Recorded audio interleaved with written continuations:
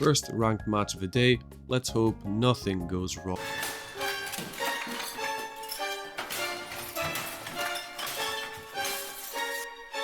Now why are there so many players complaining about Diamond again?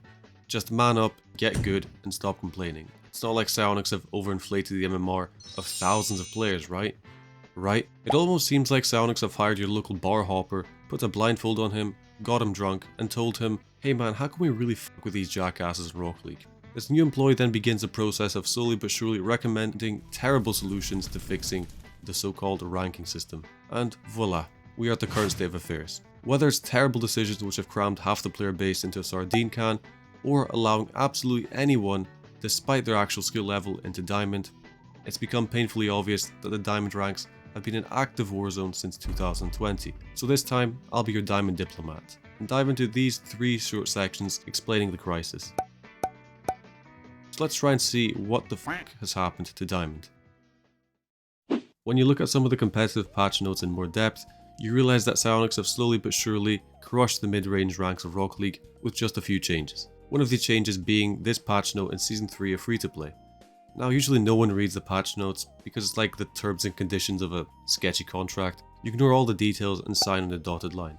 But here's where things get very juicy. In the Season 3 patch notes of Free-to-Play, Psyonix wanted to address the underpopulation in Diamond ranks and above. These ranks are significantly less populated than previous seasons, so we are bringing the requirements into line for Season 3. Oh brother, this explains a lot. In fact, making the MMR threshold lower for Diamond and Champ completely skewed the average level of a Rocket League player and kind of destroyed the lower ranks. This policy of Psyonix to reward practically anyone with Diamond 1 at the very minimum today's system is a brain dead decision and will always be a really bad decision. But it gets even funnier. In Season 3, they reduced the intensity of the MMR compression we apply for new seasons. What does this mean in English strats? It means that quite simply, they narrowed the range of possible ranks you can get from your placements. In practice, this supposedly is done to reduce inaccurate matchmaking and to not allow a vast range of skill levels to play against each other. Yeah, this kind of backfired, let's just say that. Oh, you want to know the cherry on top as well? High tier players will not drop as much with this soft reset compared to previous seasons. So I guess high tier players are considered to be Champ 1 and above, which kind of explains the hilarious variety of skill that exists in mid-champ. All in all, this update, which happened 4 years ago, got brushed under the carpet, but is actually one of the main culprits of Rocket League's Diamond catastrophe today. Who would have thought that actually trying to populate ranks such as Diamond 1 and Diamond 2 by force would fuck with the rest of the ranking system?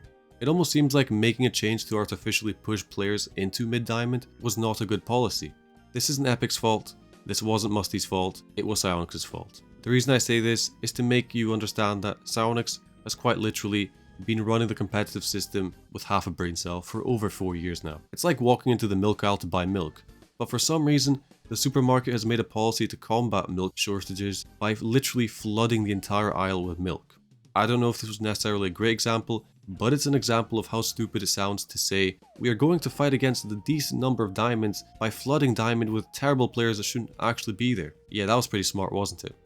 Man, do you remember when Diamond was an actual prestigious rank in the older systems? I remember looking up at Diamond players from Platinum 2 because they seemed like really strong players, who just lacked champ level mechanics, that's all.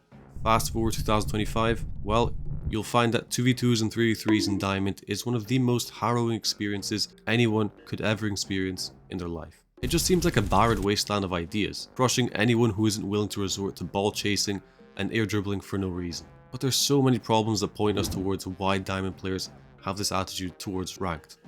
First of all, the overinflation of genuinely terrible players is a very real problem in Diamond. I like using the expression, all roads lead to Rome, but in this case, Rome equals chaos, and by chaos, we mean the hilarious Diamond ranks that people love shitting on. And I guess for good reason, but it's not always bad. After all, some people enjoy the game for what it is, without really caring where or how they're at their current rank. Especially in Diamond, and I totally respect that, as it's the sanest, safest option to enjoy the game, because once you go down the tilt route of questioning everything, it's all downhill from there. The game is not necessarily bad because of the ranking system, instead I'd say it's a great game despite of its questionable ranking system. And let's all be honest here, it is very unlikely that Psyonix will update the ranking system again before doing other things such as adding the all-important goalpost sounds and boost indicators. These things take lots of time and effort, so let's not be greedy by demanding Psyonix to amend the ranking system. No, that'd be egregious. Listen, you all need to realize that Psyonix are busy people because they bravely spend their time adding very minor quality of life updates once a year. That's a lot of work, and it can't be easy for a company that doesn't do anything to finally get up and do something for once. But let's get back on the topic of Diamond players. One final thing I'd say about my fellow Diamond players is that they are brave specimens, solo queuing in a land of unknown terrors, beasts, and God forbid, Smurfs. This is what I like to call the post-apocalyptic Diamond players, aka the post-free-to-play Diamonds. I really feel sorry for you guys. You have probably realized that there are a comical amount of problems facing Diamond players, but do not fear, this YouTuber called Strat has a solution. Literally just play for fun, you doofus. Wow, that's very original, Strat. Thank you for opening my eyes. Okay, the whole point of competitive gaming is to add an element of incentive to your progression. So my question then is, what's the point in playing a game just for the incentive of your rank changing colors? At the risk of sounding like a psychologist, I'm going to say this to you very carefully and very slowly. You play games to have fun, maybe improve. Not just playing to improve and then having fun. That's the conclusion I want to arrive at. Regardless of how stupendously broken you think Diamond 3 is, or how all your teammates are literal zombies who are tasked with the mission of destroying your ranked experience, it's okay to let go of the game every once in a while. And please take this from Rock League coach who's been in the pro scene for years. Not me, here's the context.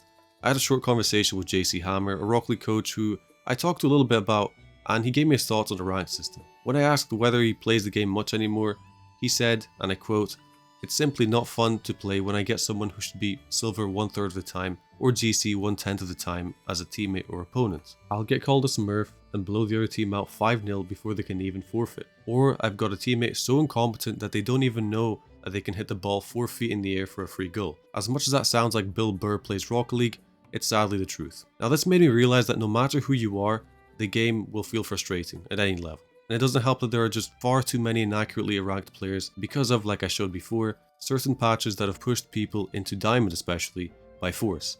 I'd simply say that it's time to start pushing low Diamond players into lower ranks, and reintroducing the idea of actually having some gold players in the game for once.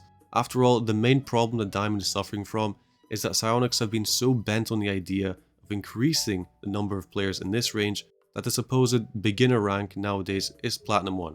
In simpler terms, I'm proposing some form of deflation in order to counter the inflated bubble in Diamond. Okay, now that I'm starting to sound like a politician, it's probably time to wrap up the video here. I'm not asking a lot from Psyonix, I'm just asking that you help bring back my friends that all ended up quitting Rocket League because of this dumbass ranked environment you created. That's all. Oh, and above all, have a great day or night, wherever you are, and I'll see you next time.